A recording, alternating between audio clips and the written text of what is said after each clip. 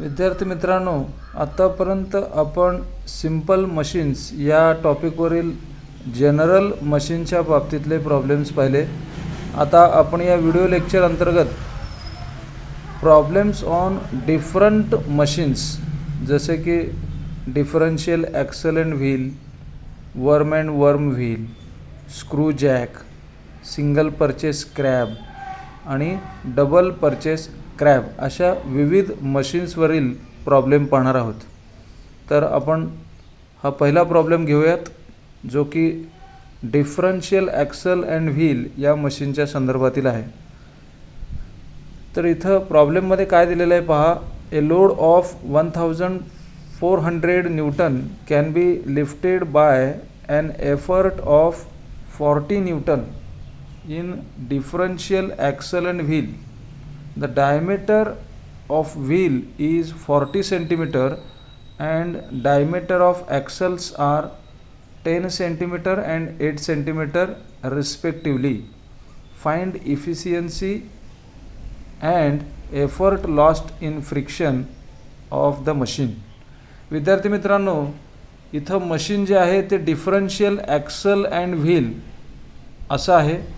त्यामुळं सुरुवातीला एक लक्षात घ्यायचं आहे, कोणतंही मशीन जर तुम्हाला दिलेलं असेल तर त्या मशीनच्या संदर्भातील व्हेलॉसिटी रेशो याचा फॉर्म्युला प्रत्येक मशीनसाठी वेगळा आहे.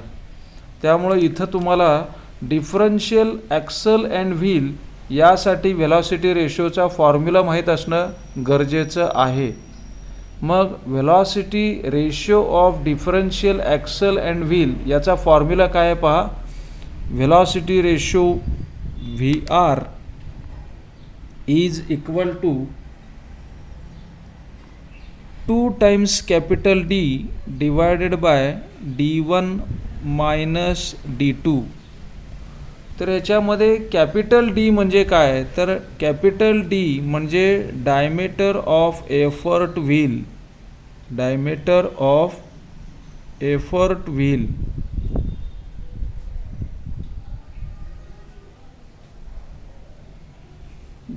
स्मॉल d1 म्हणजे काय, diameter of bigger axle. Diameter of bigger axle and D2 small d2 is diameter of smaller axle.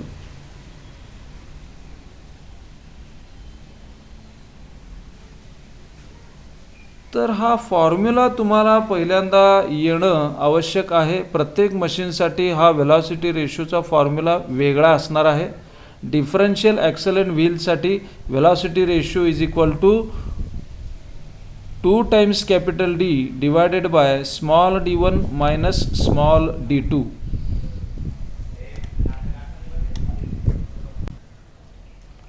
मग या प्रॉब्लेममध्ये डायमीटर ऑफ एफर्ट व्हील जे आहे ते दिलं आहे ते पाहायचं आहे.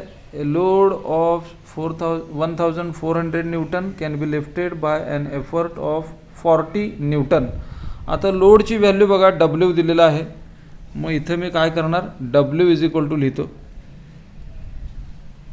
W is equal to 1400 newton can be lifted by effort of 40 newton. Effort जे आहे ते capital P that is equal to 40 newton in differential axle and wheel. The diameter of wheel is 40 centimetre दिलेलं आहे, म्हणजे diameter of effort wheel आहे हे लक्षात घ्या. That is equal to 40 centimetre. Capital D ची व्हॅल्यू 40 सेंटीमीटर.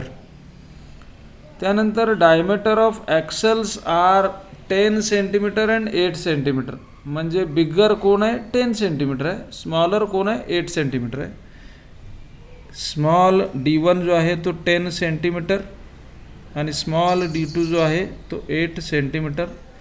तीनही diameter हे सेंटीमीटरमध्ये आहेत. युनिट कन्व्हर्जनची गरज नाही हे लक्षात घ्या. आता हे तीनही व्हॅल्यू मिळालेले आहेत. पुढं काय विचारलं आहे पहा, फाइंड इफिशियन्सी विचारलेली आहे. आणि effort lost in friction, effort lost in friction म्हणजे PF विचारलेलं आहे, हे फाइंड आउट करायचं आहे. म्हणजे सुरुवातीला आपल्याला वेलॉसिटी रेशो हा काढावाच लागेल. त्यासाठी दिलेले व्हॅल्यूज इथं आहेत, ते व्हॅल्यूज मी इथं पुटअप करतो आणि वेलॉसिटी रेशो काढतो. Velocity ratio VR is equal to 2 multiplied by capital D 40 divided by 10 minus 8, 10 minus 8. तर हा velocity ratio is equal to किती येईल, 80 divided by 2. Therefore velocity ratio जो आहे दॅट इज इक्वल टू 40.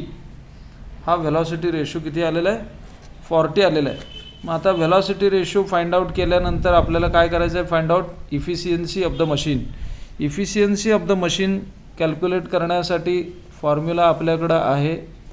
तो फॉर्म्युला काय आहे, efficiency of the machine is equal to mechanical advantage divided by velocity ratio multiplied by 100.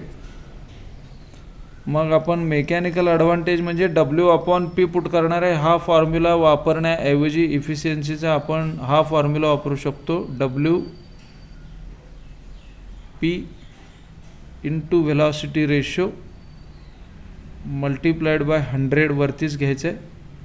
म्हणजे हा फॉर्म्युला आपल्याला वापरायचा आहे, W into 100 divided by P into velocity ratio. W आपल्याला माहीत आहे 1400 newton, 1400 newton multiplied by 100 divided by P जे आहे दॅट इज 40 न्यूटन आणि velocity ratio we have calculated 40. Velocity ratio हे आपण काय केलेलं आहे, 40 कॅल्क्युलेट केलेलं आहे. हे जर कॅल्क्युलेशन पाहिलं तर किती येईल, 1400 आणि हे 20.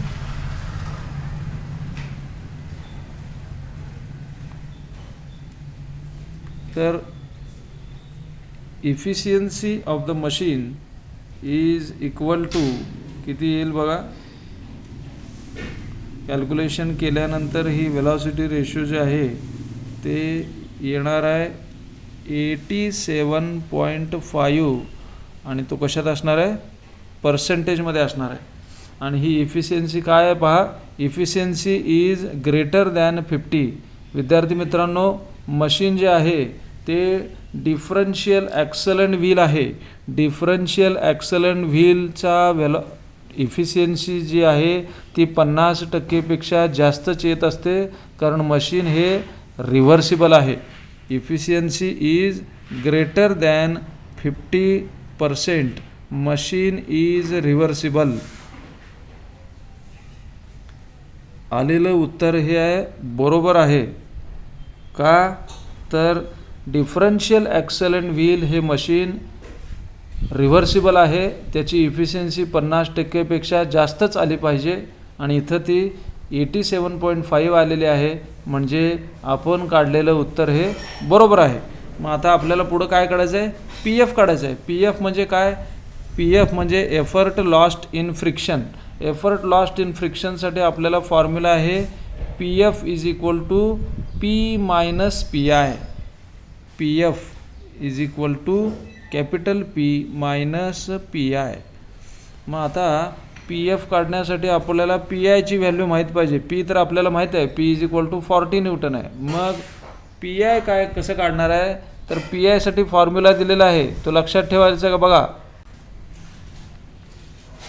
इथं बघा, कॅपिटल P मायनस PI चा फॉर्म्युला काय, W डिवायडेड बाय VR. मग आपण कॅपिटल P काय करणार, कॅपिटल P किती आहे, कॅपिटल P इज 40 न्यूटन. मग PF is equal to 40 capital P minus W ची व्हॅल्यू किती आहे, 1400. वेलॉसिटी रेशो किती आहे, 40.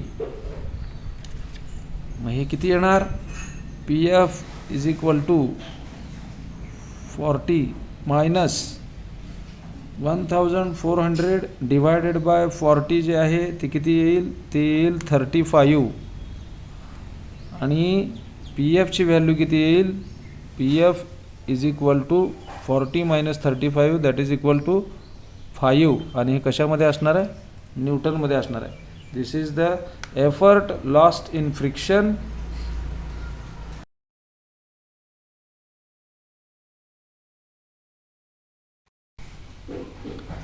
आता आपण डिफरन्शियल ॲक्सेलरंट व्हील यावरचा दुसरा प्रॉब्लेम पाहूयात. याच्यामध्ये पहा, in a differential axle and wheel the diameter of effort wheel is 36 centimetre.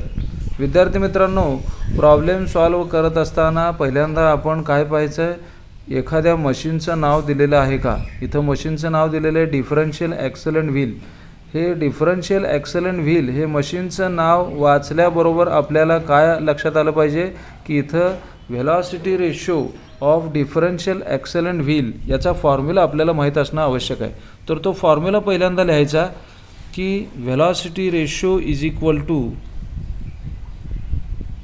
2 times capital D divided by D1 minus D2, ज्याच्यामध्ये कॅपिटल डी म्हणजे काय आहे, कॅपिटल डी म्हणजे डायमीटर ऑफ एफर्ट व्हील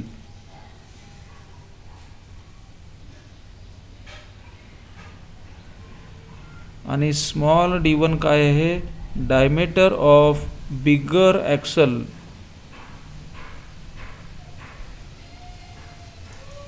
आणि स्मॉल D2 काय आहे, diameter of smaller axle.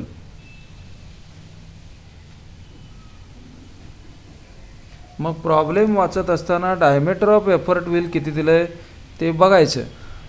In a differential axle and wheel diameter of wheel is 36 centimetre, म्हणजे capital D हा 36 सेंटीमीटर दिलेला आहे.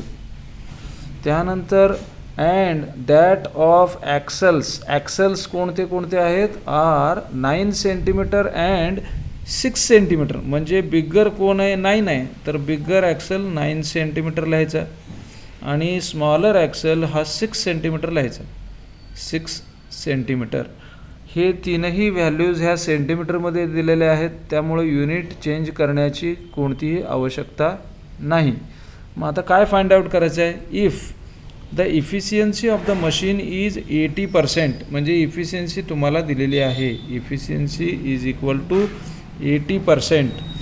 Find the load lifted, find the load lifted म्हणजे W तुम्हाला calculate करायचा आहे, डब्ल्यू जो आहे तो कॅल्क्युलेट करायचा आहे.